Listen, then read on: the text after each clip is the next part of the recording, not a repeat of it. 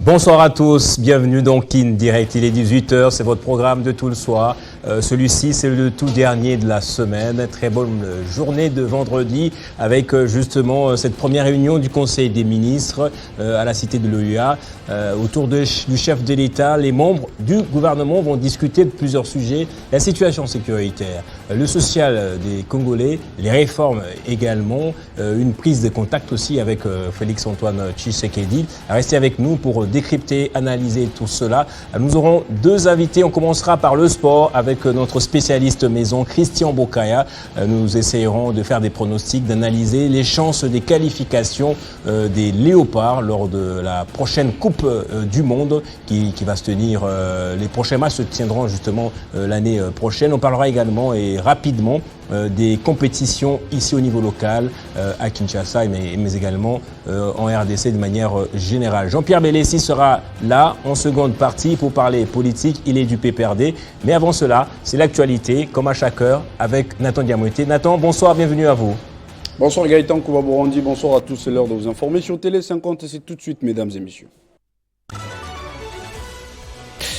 À la une de l'actualité ce soir, après la nomination, l'investiture et les cérémonies des remises reprises entre l'actuelle première ministre Judith Susuminwa et son prédécesseur Jean-Michel Sama Lukonde, ainsi que entre les différents ministres entrants et sortants, le président de la République Félix Tshisekedi a tenu ce vendredi 14 juin 2024, comme des coutumes, le tout premier conseil de ministres à la cité de l'Union africaine. Conformément à la loi portant statut de l'opposition en République démocratique du Congo, Ensemble pour la République, dès l'opposant Moïse Katumbi a transmis à l'ECID en date du 10 juin une proposition des règlements intérieurs de l'opposition politique. Le camp de Fayoulou a en effet rejeté catégoriquement cette proposition car la famille politique de Martin Fayoulou continue encore de contester la légitimité du cadre politique issu des élections de décembre 2023.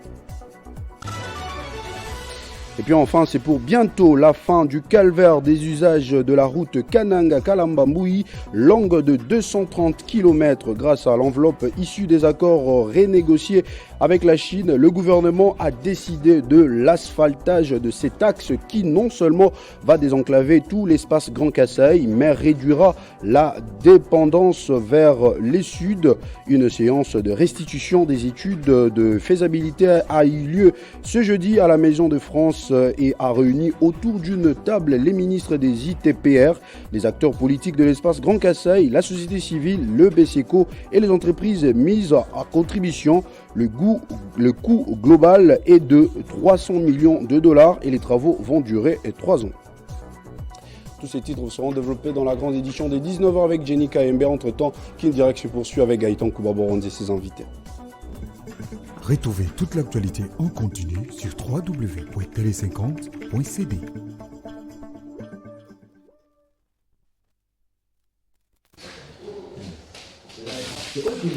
Nous sommes en direct.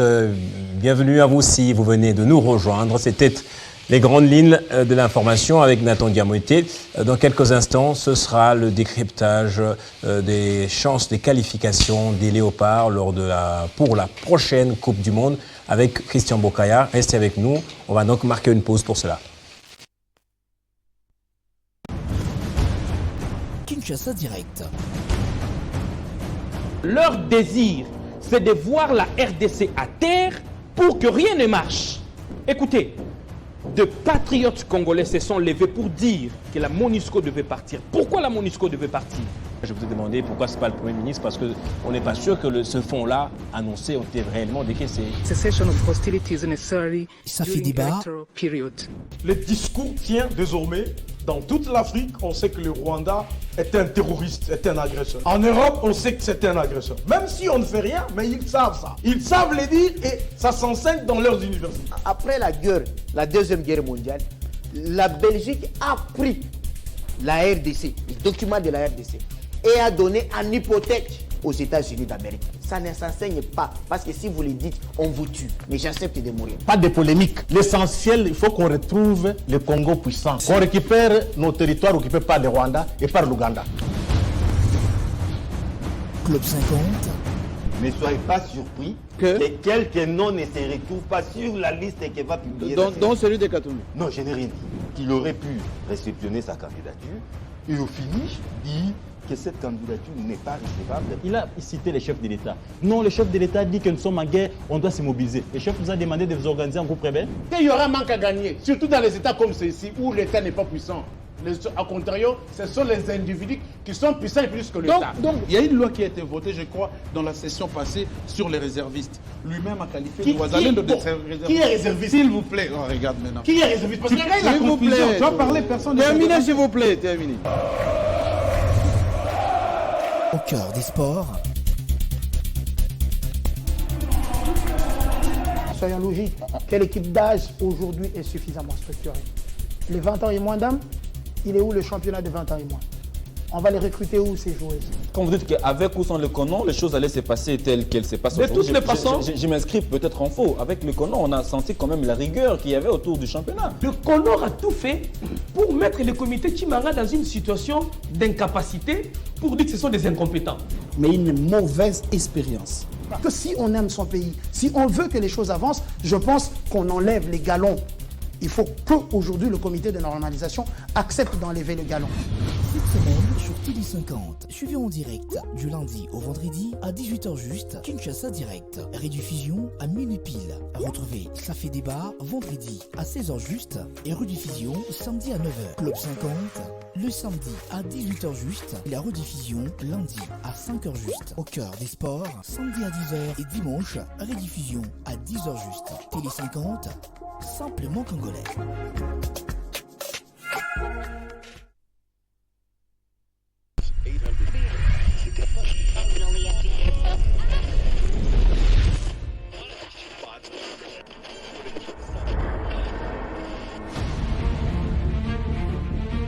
Radio 50 revient en force désormais.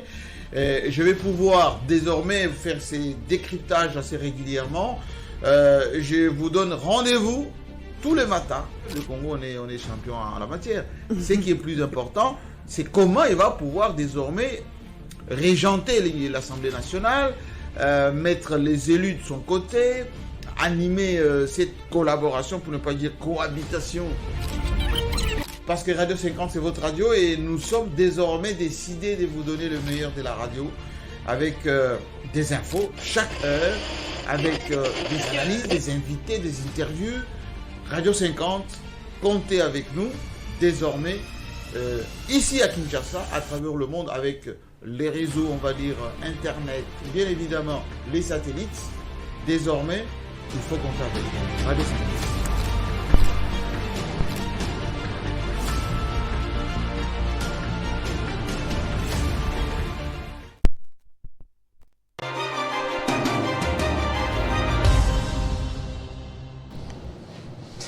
Gouvernement souminois, quelle chance ou quelle place d'abord pour les sports congolais, mais également quelle chance qu'ont les léopards pour se qualifier à la Coupe du Monde. On en parle avec Christian Bokaya qui est déjà là. Bonsoir Christian, bienvenue à vous. Bonsoir Gaëtan, merci beaucoup. Toujours un plaisir quand il faut échanger autour de notre passion.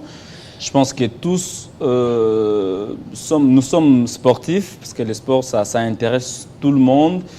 Malheureusement, ça paraît le cadet des soucis. À chaque fois qu'il faut répartir les tâches, le sport, c'est toujours le dernier choix. Par contre, c'est ce qui nous régale quand les choses ne marchent pas. Et je pense que c'est l'un des domaines qui sauve un peu le meuble, de qui on rit au moins. C'est-à-dire, c'est le sport qui nous permet de sentir un peu par moment bien dans notre peau, parce qu'il y a des matchs où nous gagnons, il y a des matchs où nous faisons des exploits, comme les Jeux de la francophonie, ça a rassemblé un peu plus davantage les Congolais.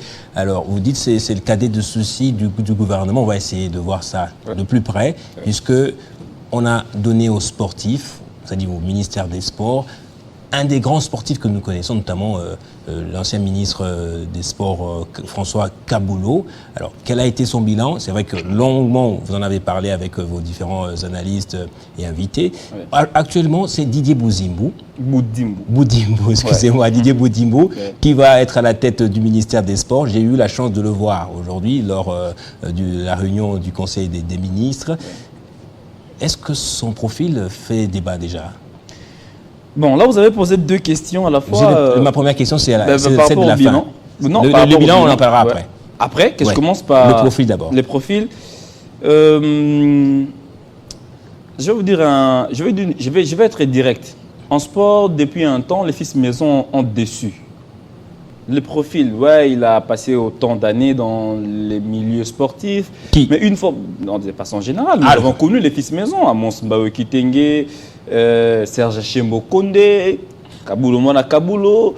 Ils sont nombreux, les ministres issus du mouvement sportif. Alors, ici, le profil importe peu, à mon avis. Quelqu'un peut être politique s'il s'est fait entourer des personnes qui maîtrisent les rouages du secteur, il peut réussir. Alors, Boudimbo n'est pas trop connu dans le milieu sportif. Mais c'est vrai qu'il est sportif, mais il n'est pas trop connu dans le mouvement. Alors, son choix a été une surprise. Il est sportif? Ben, il est sportif parce qu'on l'a vu même lors de la campagne électorale. Je l'ai vu organiser des tournois de football. Quand on y pense, tout le monde peut le faire, non? J'ai des amis qui le font, en tout cas. Mais quand dans mon introduction, j'ai dit une chose importante. J'ai dit les sports, c'est les cadets des soucis. Pourtant, ça nous intéresse tous. Et plus loin, tout le monde est sportif. Ça veut dire même lui aussi, si on vérifie bien dans son sang ou dans ses veines coule bien sûr le sport. C'est un secteur technique, c'est vrai. Mais pour faire bouger les lignes, il ne faut pas forcément être technique. Je vais donner un exemple aussi un peu bizarre. Dans plusieurs ministères actuellement, vous allez remarquer Gaëtan qui a... Je vais vous donner peut-être le profil de Boudimbo. Il vient des hydrocarbures. Il a commencé comme vice-ministre à l'EPST. Ensuite, ministre titulaire aux hydrocarbures. Alors, quand on lui pose la question de savoir, c'est un domaine que vous maîtrisez, il a dit que je prendrais le temps de pouvoir m'imprégner des sujets, des domaines, des thématiques avec mes conseillers, les experts, etc. Il a lancé beaucoup d'appels d'offres qui, jusqu'à présent, n'ont pas reçu des vrais preneurs. Là, aux hydrocarbures. Aux hydrocarbures. Je me demande bien, vous, en tant que sportif, vous avez eu François Kaboulot, qui était du domaine, mais apparemment, son bilan a été mitigé. Et quand Boudimbo arrive comme ça, vous l'accueillez comment? Non, mais on l'accueille avec plaisir. On l'accueille avec plaisir. Peut-être vous m'avez coupé un peu les fils d'idées. J'étais en train de parler. C'est vrai qu'on parle sport. Le sport, c'est technique. Même aux hydrocarbures, les mines, ce sont des ministères techniques. La plupart des ministres qui ont été placés à la tête de ces ministères, passez-moi la tautologie, au départ ne maîtrisaient pas grand-chose. Nombreux ont appris sur le champ pour s'adapter et consorts. Mais en sport, la tâche paraît à la fois facile, à la fois difficile. Pourquoi je l'ai dit? Quand vous ne maîtrisez pas le rouage, vous allez naviguer dans le vide. Par contre, si vous vous faites entourer de personnes qui maîtrisent le métier, vous allez tenter de réussir. Et les sports, l'avantage avec les sports, c'est que vous trouvez des textes. Les sports au Congo sont régis par les textes. Ça veut dire que Boudimbo trouve sur sa table des textes, la loi sportive, les états généraux de Mboué la Loge, où tout a été dit, tout a été planifié. Donc c'est juste question d'appliquer les résolutions prises à Mboué la Loge, au Congo central, bien sûr, pour essayer de redresser un tout petit peu la barre. Donc le profil, pour ne pas me répéter, importe peu. S'il est réaliste, s'il applique les textes, s'il s'est fait entourer des personnes qui maîtrisent le métier, je pense que Boudimbo peut sortir par la grande porte, puisqu'on a parlé de Sam en 2015. Est-ce que vous savez que Sam fut ministre des Sports? Quels sont les acquis, notamment, qui devraient consolider Didier Boudimbo?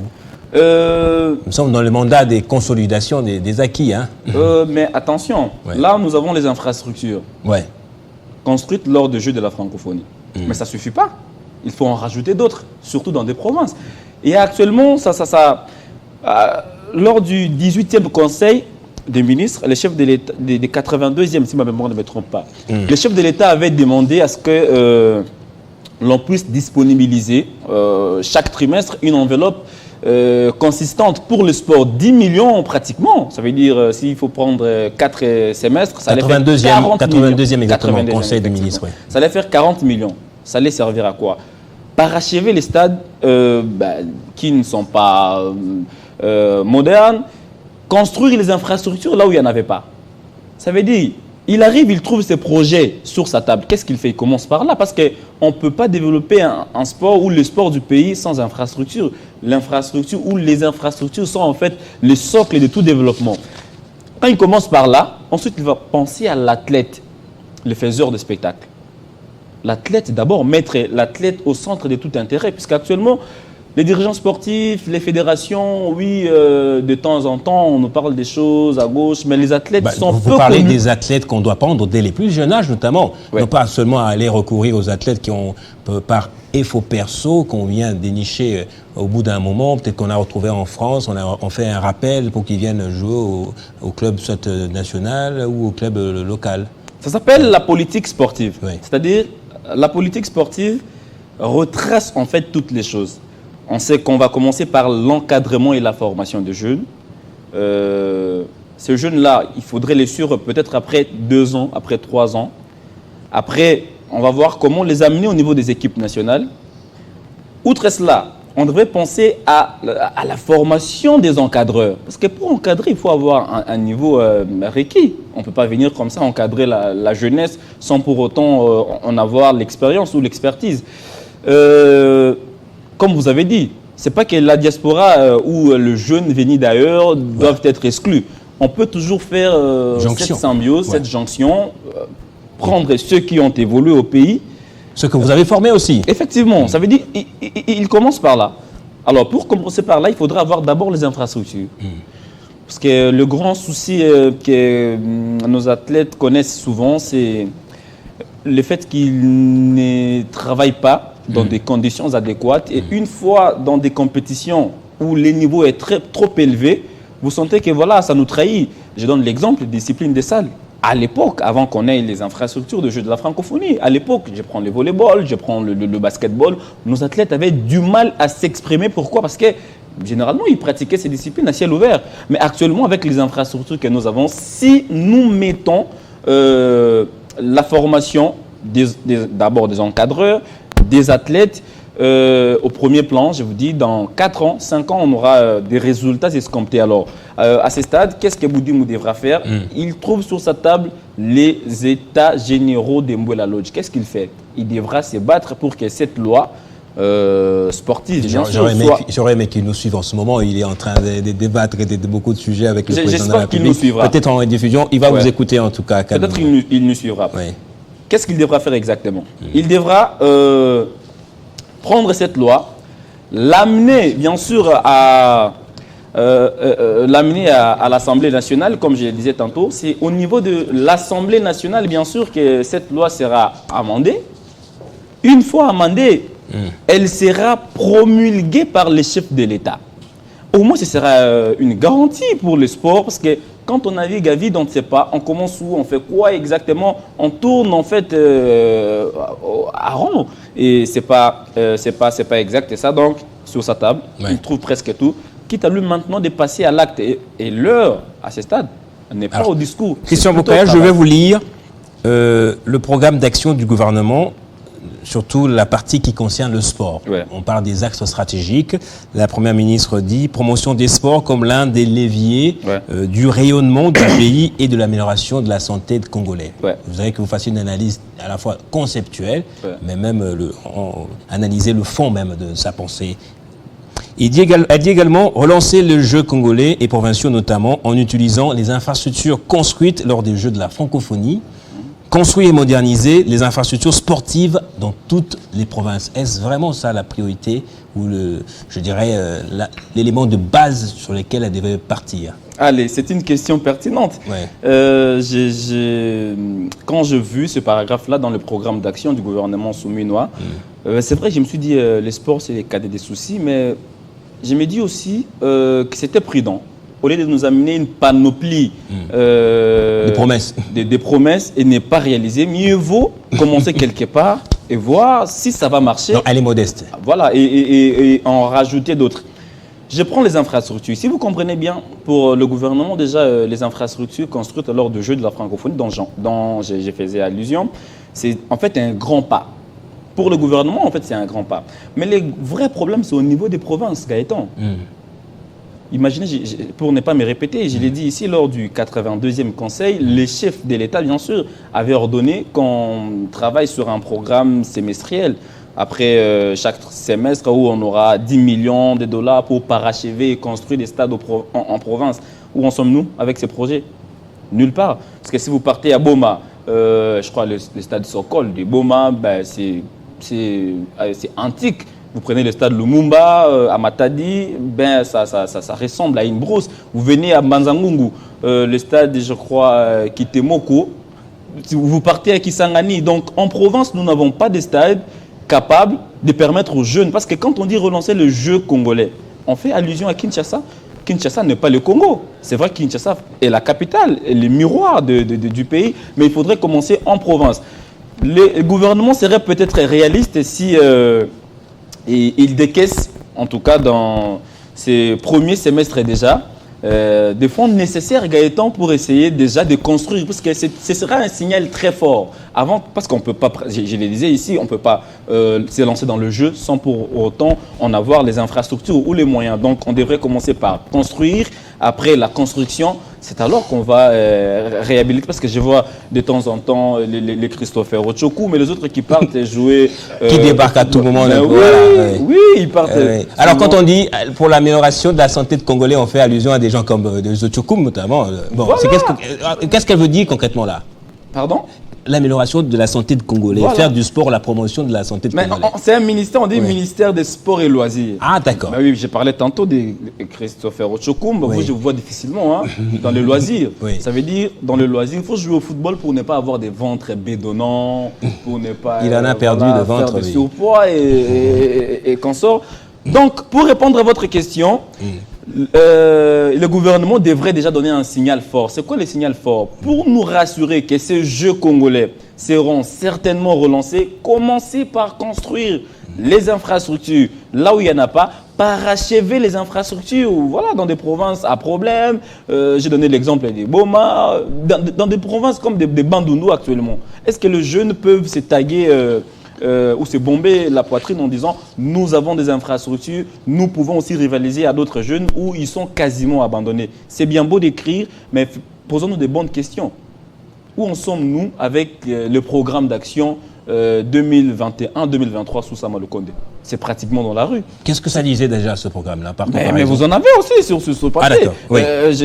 À titre comparatif, vous allez voir qu'il était demandé à ce gouvernement de pouvoir parachever les stades. Les stades construits il y a longtemps, les stades municipaux. Je vais vous le lire alors. Poursuivre la construction des grands stades au niveau de chaque province en perspective de l'organisation de grandes rencontres sportives internationales. Ici, on n'était même pas sûr qu'on allait organiser les Jeux de la francophonie. Non, non, pas encore. Alors, poursuivre la construction des stades municipaux. On en a plusieurs. Aujourd'hui, qui sont devenus désertiques, en tout cas qui ne ressemblent à rien. Ça me rappelle encore, sans vouloir vous interrompre, ça me rappelle encore la descente sur terrain à l'époque du président de l'Assemblée provinciale, Godin Poli, qui est allé au stade municipal de Bandalongo. Faites un tour là-bas. C'est devenu en fait une caverne des badauds où les gens viennent faire... Pourtant, au départ, sous Kabila, on a décaissé des fonds. Sous Matata, on a décaissé des fonds pour construire en fait ces stades municipaux. Le stade municipal de Barumbo. Notamment la dette intérieure du pays a été grossie à cause justement de ces ces stades municipaux Gaëtan, servent à quoi? Parce que les jeunes, je vous ai donné l'exemple du stade municipal de Barumbo, le stade Olsen. Pour y avoir accès, c'est tout un problème.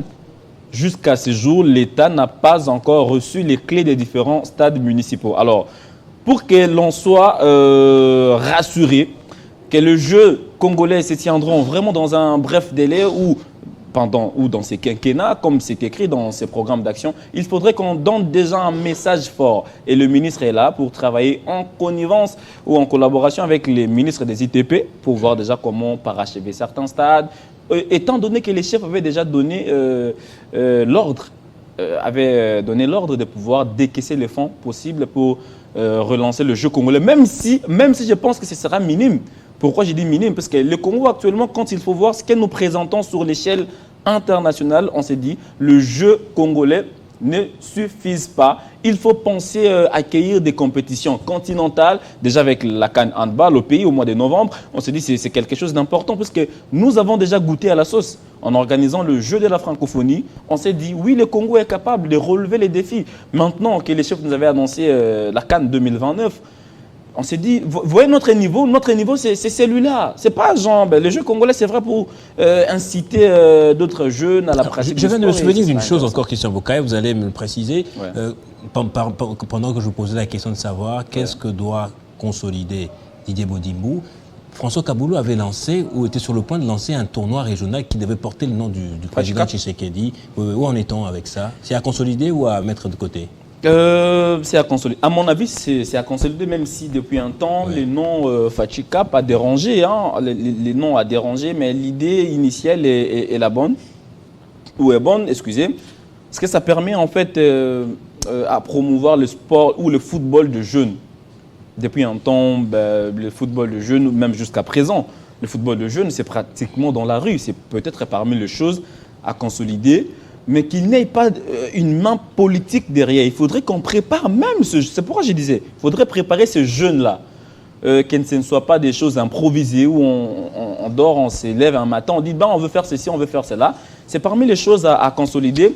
Il y a également les infrastructures déjà. À Kinshasa, nous en avons. Il faut maintenant se battre pour que nous ayons aussi des infrastructures en province. Comme ça, on pourra créer cette émulation entre les athlètes venus de Kinshasa et ceux de province lors de compétitions nationales. Parce que généralement, le club qui vient des provinces évolue un peu dans ces complexes d'infériorité vu qu'ils n'ont pas d'infrastructure déjà.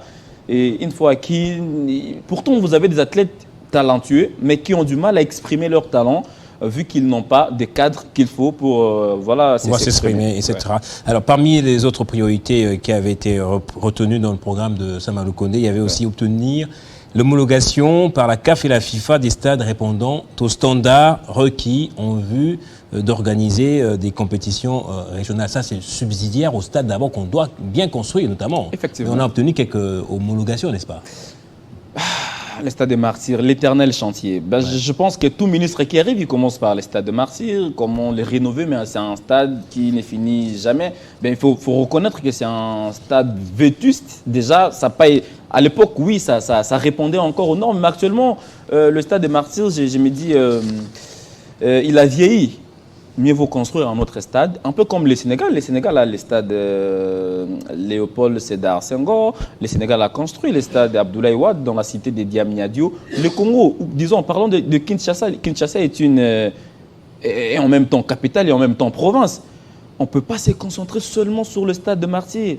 Si vous regardez l'argent qui trimballe dans des poches d'individus ici au pays, mais pour nous sortir ne serait-ce que 200 millions pour construire une infrastructure qui répond aux normes, je me dis, c'est la volonté qui nous manque, c'est les moyens qui nous manquent. À chaque fois que je me mets, ou je m'interroge, ou je monologue, je me dis, est-ce que dans ces pays, nous, je dirais, je fais la réticence, est-ce qu'on aime vraiment le Congo?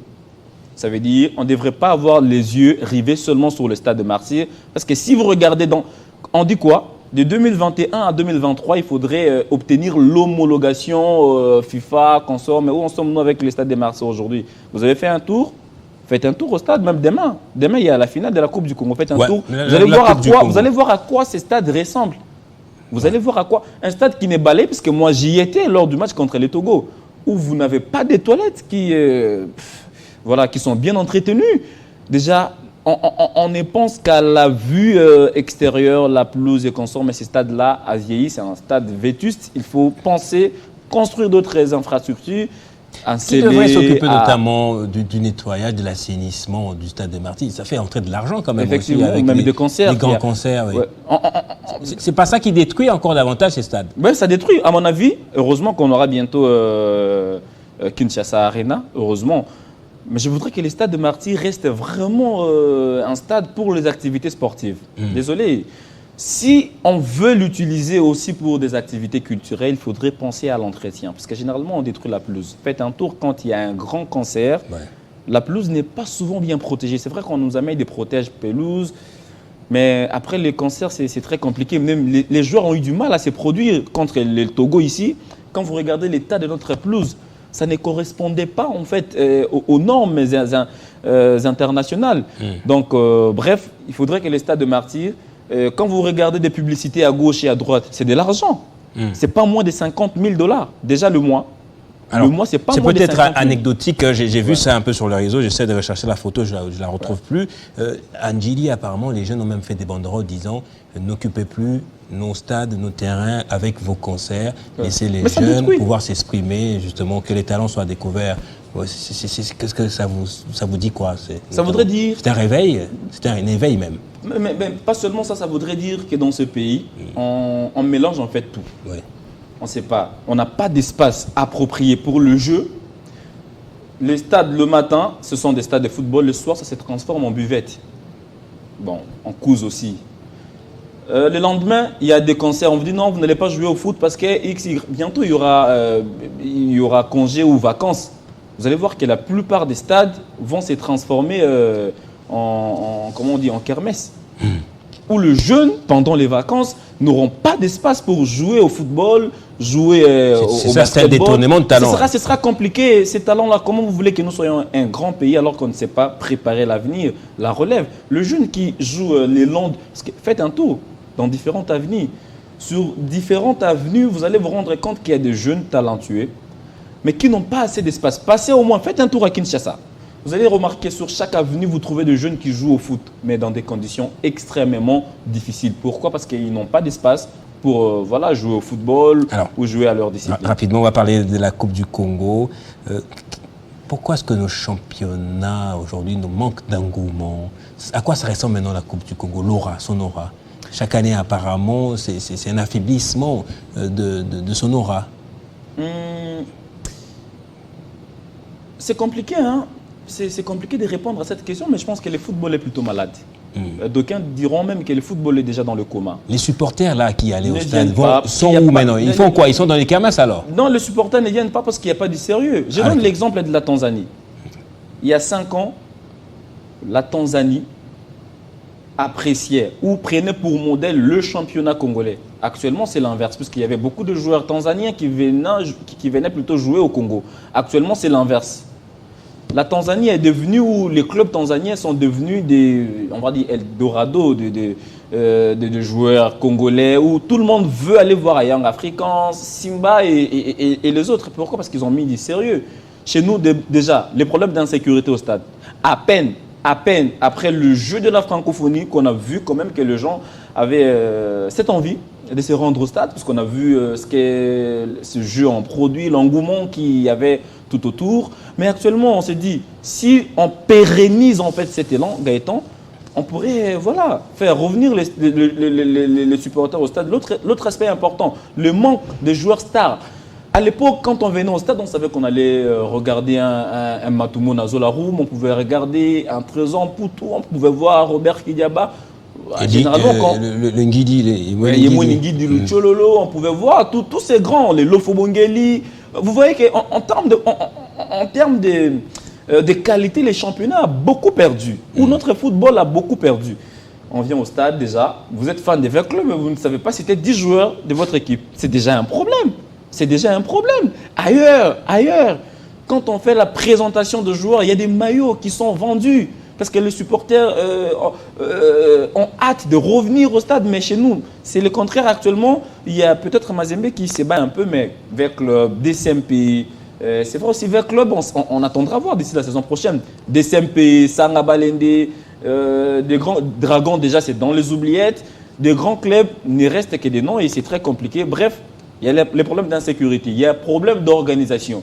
Si l'organisateur veut que les choses changent, il faudrait nous produire des calendriers qui seront respectés. C'est-à-dire, on sait on a un calendrier jusqu'à la 10e journée, des matchs qui ne seront pas reportés. Parce qu'ici, vous avez un match demain, à la veille, on vous dit non, ce match a été reprogrammé. Ou soit, on maintient le match, mais on change les officiels du match à 24 heures ou à quelques heures du coup d'envoi. C'est souvent des choses qui avilissent un tout petit peu l'image de notre championnat. Et pour finir, les supporters ne viennent pas au stade comme auparavant Mais il est peut-être grand temps de travailler sur cet aspect pour que ces derniers puissent y retourner. Il y a beaucoup à faire en tout cas. Donc, parlons rapidement de ce match, le match de demain. V-Club face à Céleste, la finale de la Coupe du Congo. Céleste, une équipe à craindre.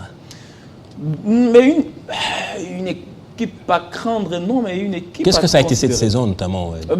Pas grand-chose au niveau de Ligue 1, mais en Coupe du Congo, ça jouait à quelque chose, puisque généralement ça partait clopin, mais quand ça élimine Tanganyika, on se dit attention, c'est un message fort, c'est un signal fort, parce que Tanganyika a éliminé le dernier club Motema Pembe, parce que Tanganyika a éliminé Renaissance du Congo, mais quand Céleste éjecte Tanganyika on s'est dit, le club devrait se préparer à un morceau dur demain déjà lors de la finale, parce qu'avec club sur son chemin, ça n'a pas joué des grands clubs. Sachant qu'il y avait des retraits volontaires, il y avait des disqualifications. Bref, ce sera à mon avis une finale intéressante, même si Vert Club part légèrement favori vu son expérience et sachant que cette rencontre-là ou cette finale-là, une fois que vous adjugez les titres, vous allez retourner à la Coupe de la Confédération, puisque si Vert Club rate la Coupe, Vert Club sera nulle part et cet élan risque d'être coupé. Depuis que Florent Ibenge est là, le club était régulier au niveau de l'Afrique. Couper cet élan, ce sera un peu compliqué, mais Céleste, c'est une équipe à craindre, non, mais à prendre au sérieux, oui. Surtout en face d'un Vert Club. Vous voyez un match âprement disputé entre les deux équipes? Pas trop. Je pense que ça va se jouer sur le mental. Mais attention, une finale ne se dispute pas, ne se joue pas, mais elle se gagne. Justement, merci. On peut dominer le match sans remporter de coupe et l'équipe qui sera réaliste fait le job. Ce sera un peu très compliqué. Alors, quelle est la chance de qualification des Léopards à la Coupe du Monde, Christian Boukaya? Est-ce qu'on peut vraiment beaucoup espérer maintenant, déjà? Vraiment beaucoup espérer, non. Pourquoi? Parce qu'on a joué que 4 journées. Il nous reste encore 6 journées. Alors, le chemin pour atteindre les États-Unis, le Canada, le Mexique, c'est un chemin très long à parcourir. Il faut négocier chaque match comme si c'était une finale. Maintenant que nous avons, c'est vrai que les gens ne voient que le Sénégal. Mais attention, dans ce groupe-là, il y a le Soudan qui joue le rôle d'un ver dans le fruit. C'est-à-dire le Soudan actuellement est premier. Si les choses s'arrêtaient à ce stade, le Soudan sera à la Coupe du Monde en 2026. Le Soudan a 10 points. Le Sénégal vient en 2e position avec 8 points. La RDC est 3e avec 7 unités. Qu'est-ce qu'il faut faire? Il faut capitaliser maintenant les points lors de la prochaine fenêtre. C'est déjà au mois de mars 2025. On va recevoir le Soudan du Sud ici. On ira jouer un match à Nouakchott contre la Mauritanie. Déjà, avec ça, il faut prendre le maximum de points possible. N'attendons pas la dernière journée pour se réveiller, parce que quand on joue le Soudan du Sud, on joue la Mauritanie, il nous restera le match retour à Lomé contre le Togo, il nous restera plutôt le match retour contre le Sénégal. Ici, il nous restera un match à l'extérieur contre le Soudan du Sud. Il nous restera aussi un match à domicile contre le Soudan. Bon, c'est vrai qu'on parle des points qu'on pourrait obtenir dans le bureau. Avant qu'on y pense, on devrait d'abord se concentrer sur ce qui est devant nous. Qu'est-ce qui est devant nous? C'est bien sûr les journées qui nous restent. Négocions chaque match comme si c'était une finale. Est-ce que nous en avons les moyens? J'ai dit oui. L'équipe de la RDC, c'est une équipe qui ne perd pas, mais qui gagne difficilement. Un match qu'on ne sait pas gagner, on ne peut pas non plus le perdre. Mais il faudrait seulement bonifier le jeu, améliorer la ligne offensive. C'est vrai que CND est venu. Il n'a pas encore ouvert son compteur but, un peu comme Simon Banza. On attend. Ce sont des joueurs comme ça, une fois qu'ils vont s'enflammer, ça va aider au pays d'aller de l'avant. Mais le plus grand c'est le milieu de terrain. On a vu lors de cette fenêtre que notre milieu était un peu boitillant. Avec Kakuta qui, à mon avis, est vieillissant. Il n'a pas le souffle qu'il avait, même lors de la CAN. On a vu que ses blessures l'ont un tout petit peu amoindri ou englouti. On devrait travailler les milieux de terrain, travailler notre jeu avec ou sans ballon. Je pense que Sébastien, parce qu'on n'a pas trop... On a gagné les Togo la semaine dernière ou le dimanche dernier, mais on n'a pas beaucoup convaincu dans le jeu. Et ça s'explique, puisque c'était peut-être à la fin des saisons la plupart des joueurs revenaient de leur club respectif, contrairement aux Togolais qui n'ont pas beaucoup d'expatriés et qui ont pris le temps peut-être de se connaître et qui ont eu l'avantage de jouer 24 heures avant nous, déjà à domicile, avant de venir à Kinshasa. Par contre, nous, on a fait Rabat, parce qu'on s'est préparé au Maroc, Rabat, Dakar, Kinshasa. Dans 72 heures, jouer aussi un match intéressant et très physique comme celui du Togo. Mais le plus important était la victoire.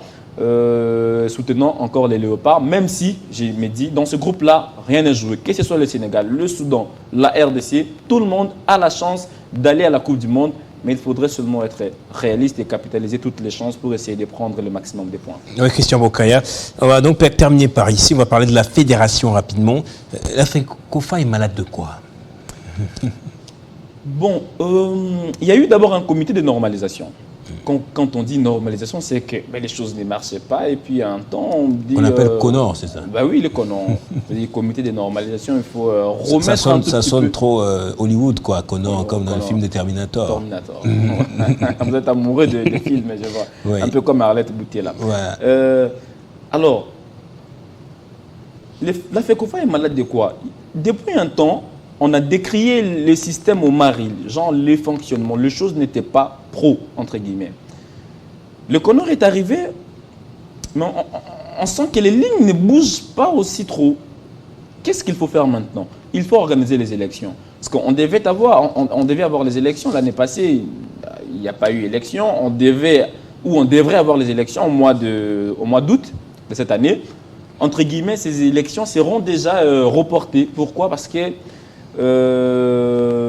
c'est la FIFA qui décide. La FIFA qui décide. On reproche quoi exactement au football congolais? La désorganisation, le non-respect des calendriers, beaucoup de choses. On voudrait que les choses soient organisées de la base jusqu'au sommet. Et qu'est-ce qu'il faut faire? Il faut organiser les élections. Parce que quand le CONOR est là, le CONOR n'est là que pour remettre les choses sur les rails, remettre un peu de l'ordre là où il y avait du désordre. Et au finish, il va laisser la place au comité exécutif qui va amener une politique de développement. Parce qu'actuellement, il n'y a aucune politique de développement. On ne sait pas, on commence par où, on est dans quel projet, dans quel volet. C'est un peu ça. Donc, la maladie de la FECOFA actuellement, c'est le manque d'un comité exécutif. Le CONOR fait le minimum en redressant un tout petit peu la barre.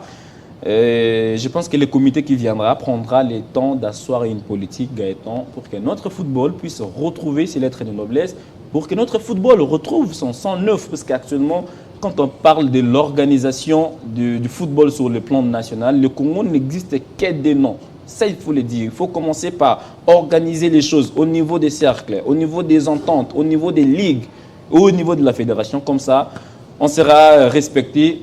Et on va nous appeler les grands Congo. Le Congo n'est grand que dans sa tête. On est grand que dans notre tête. Ben, nous sommes un grand pays. Mais s'il faut voir les textes, nous avons du mal à appliquer les textes que nous-mêmes élaborons. Est-ce qu'on peut dire que Constant Marie, ça a été un peu comme Mobutu? Après lui, c'est le déluge ou comment? Il faut reconnaître que nous avons perdu un monsieur charismatique, un monsieur qui était très respecté sur le continent. Je ne l'ai jamais approché quand il gérait encore la fédération. Il avait ses défauts. Vous le regrettez? Il n'a pas beaucoup aidé le football congolais. Constant Omar, avec tout ce qu'il a eu au niveau de la CAF, le niveau du football congolais, ce n'est pas celui-ci. Le niveau de la fédération congolaise, ce n'est pas celui-ci. Constant Omar, il fut président de la CAF, s'il vous plaît. Quand Ahmad Ahmad, parce qu'il fut premier vice-président plutôt de la CAF, quand Ahmad Ahmad était dans les viseurs de la FIFA, c'est lui en fait qui avait pris les commandes. Mais est-ce que ça a profité au pays, ce passage-là à la CAF? Non. Partez au Cameroun, faites un tour en Côte d'Ivoire, allez ailleurs, allez au Maroc. Constant Omar est respecté, sauf que dans son pays, il n'a pas... Il a plus travaillé l'homme au lieu de promouvoir le sport de son pays. Il s'est plus servi, il s'est plus taillé... Comme une grande personnalité. Une grande personnalité, mais il n'a pas beaucoup aidé le football congolais. Parce que si Constant avait aidé le football congolais, on aurait gagné beaucoup de choses. Mais il faut reconnaître aussi les minimums qu'il a fait. Parce que grâce à lui aujourd'hui, le football congolais aussi est là où il est. Sous son règne, on a gagné quand même des trophées. Ça va de l'organisation, le CHAN et tout ce qui va avec. Mais c'était insuffisant vu le niveau ou la posture qu'il occupait sur l'échelle continentale. Constant Omar a fait son temps. Ne soyons pas nostalgiques ou ne restons toujours pas en train de regarder dans les rétroviseurs. Pensons à l'avenir du football congolais. L'avenir, c'est maintenant. Il y a des intelligences. Surtout qu'on a déverrouillé un peu les systèmes où tout le monde peut postuler. Si vous avez l'expérience requise, je pense que ça va aider le football congolais à aller de l'avant. Merci à toi. Merci. Parce que tu es mon confrère, Christian Bokaya, pour toutes ces analyses et décryptages. C'est la fin de Kin Direct. On m'a signalé que notre deuxième invité était là, mais malheureusement, arrivé au dernier moment, sans doute retardé par les embouteillages. Toutes nos excuses en tout cas. Jean-Pierre Bélessi devrait passer pour parler politique avec nous, parce que l'actualité de l'heure, c'est l'actualité politique, la reprise des activités gouvernementales avec cette réunion du Conseil des ministres autour du chef de l'État. Mais quant à cela, ou si ça ne dépendait que de cela, retrouvez les débats déjà demain. Les Club 50 avec Jean-Marie Kassamba le soir. Les journalistes vont débattre des sujets politiques également. Mais Christian Bokaya va revenir demain le matin dans 50 Sport. À 10h déjà. À 10h. Ouais, avec qui? Avec les journalistes déjà, je crois. On sera avec Christopher Chitamba et Eddie Kankou. Et la production travaille déjà sur les invités. Ben, peut-être on les saura demain avant. On les saura ce soir. Ouais. Et demain déjà à 10h. On sera là pour essayer de réfléchir à haute voix avec d'autres confrères pour essayer d'aider notre football et voir les différentes chances de réussite de l'actuel ministre des Sports, Didier Boudimbouk, comme je l'ai dit, peut-être en 10 secondes. Il est dans un secteur très technique, qu'il soit attentif, qu'il écoute les critiques, les remarques, qu'il ne se fâche pas, qu'il ne soit pas frustré. C'est un domaine où, quand ça ne gagne pas sur terrain, on vient vous insulter. Pourtant, ce n'est pas vous qui jouez.